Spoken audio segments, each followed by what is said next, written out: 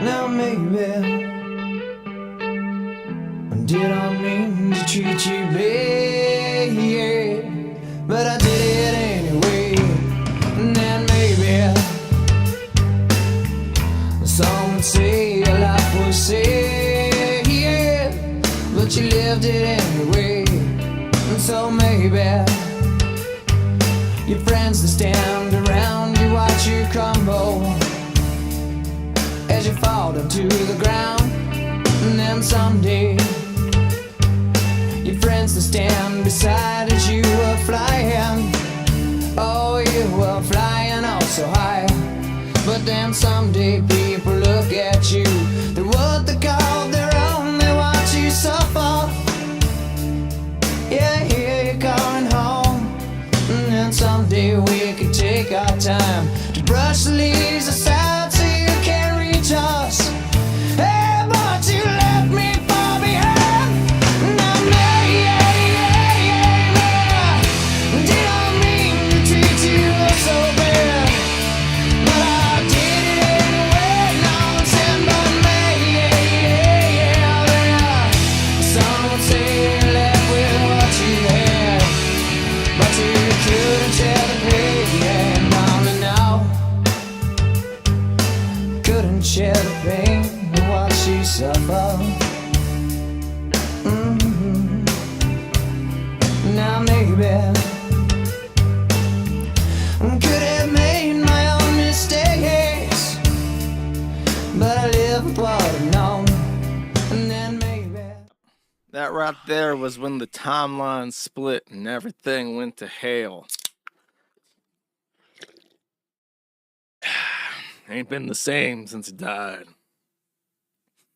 So at that moment, we all realized that we cater towards irresponsible people and dysgenic freaks more than we cater to our mandatory obligations to Mother Nature and her precious creatures, chat. It was a wake-up call for a lot of us. Anyways, I have a lot to talk about in my old whiny format where I talk about how much everything sucks. I'm going to save that towards the end of the hour. I want more people to hear it. So, hello chat. How's everybody?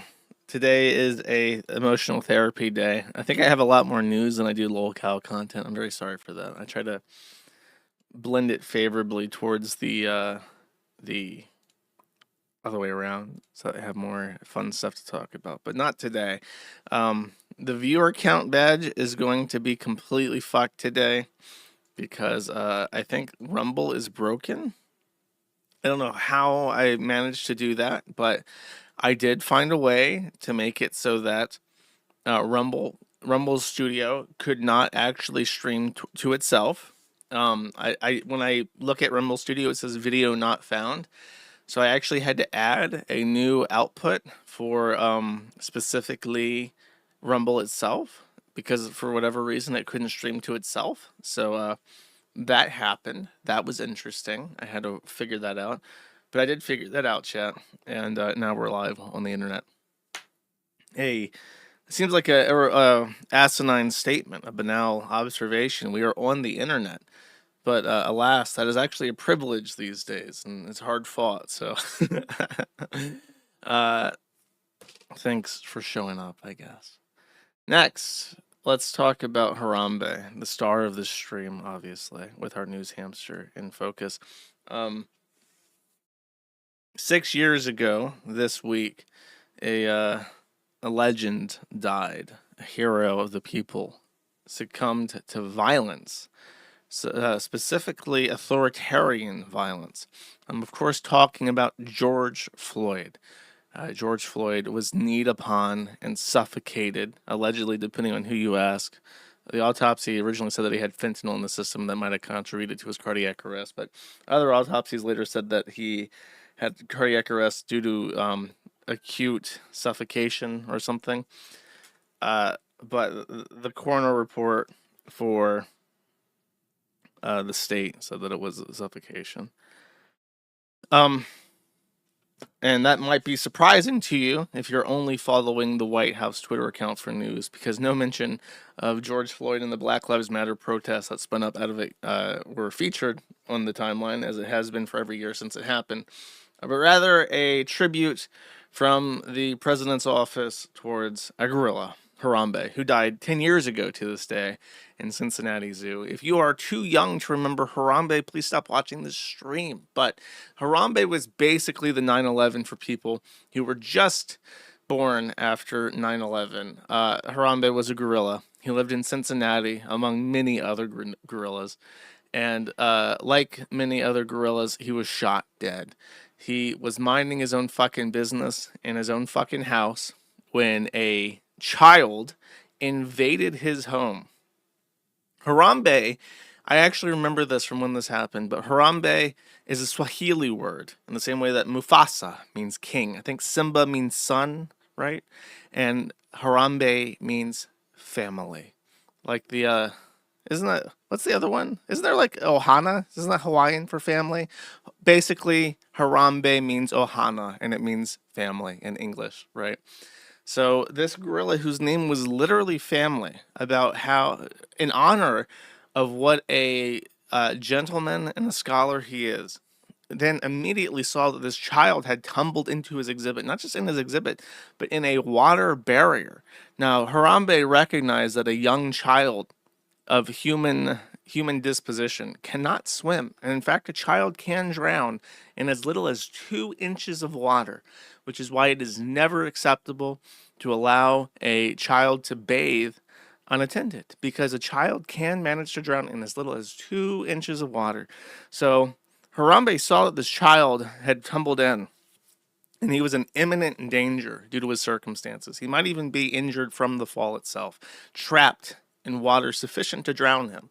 Harambe sprung into action and retrieved the child from the water. There are many images of Harambe holding on to the child by the clothes, by the pants. And the zookeeper sprung into action and made a very difficult decision that split the timeline right down the middle.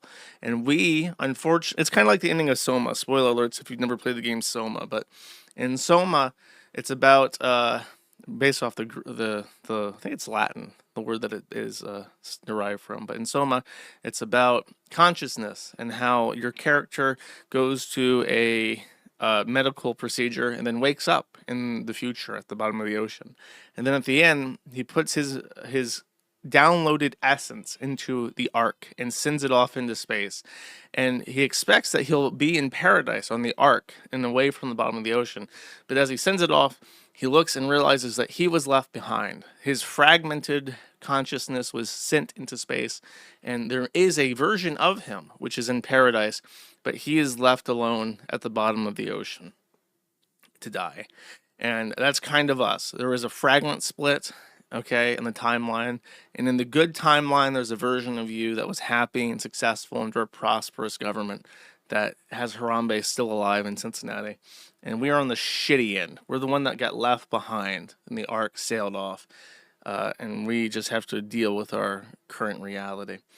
So the zookeeper shot Harambe, and this caused a sort of O.J. Simpson-esque outrage, divided cleanly among racial lines. Black people were very surprised to see white people were so defensive of the gorilla, leaving our CEOs and cultural exporters to sit and contemplate about race relationships. Is it really such that a white person would allow, possibly, in a worst case scenario, a 400-pound gorilla made from muscle like 10 times denser than human muscle to possibly take a black child and rip him in half like a phone book in front of everybody in a public zoo on camera, rather than proactively take the shot and kill the gorilla? To which white people seem to unanimously agree, yeah, we really would. Now, this is always framed in a sort of racially ambivalent parental responsibility Darwinian sense. If a child tumbles into a gorilla exhibit because the parent was inadequately supervising them, as an indicator that that child perhaps is on the low end of the human spectrum, and therefore we could do without them. However, black people saw this as a takedown of lingering white supremacy, and that they would literally place the life of an animal over the life of a black person. Anyways, but the zookeeper felt differently. I remember the one thing that happened after this, and the memes about Harambe were so prevalent after he got shot. I remember that there was a tweet or something from the Cincinnati Zoo, and it was something like, please stop talking about Harambe. All of our primatologists are sobbing incoherently. It's been a week. We can't deal with it anymore. And they were pleading with people to please stop talking about the gorilla, because the women that take care of the primates were losing their fucking mind. And it's like, sorry, that's too bad. Dicks out for the primatologists. And 10 years later, the President of the United States issued a heartfelt letter, one of the most sincere and magnanimous statements that the White House has ever published in regards to Harambe. Thank you for watching this clip by Colonel J. This is the King of Bold here. Remember to like and subscribe. Juice!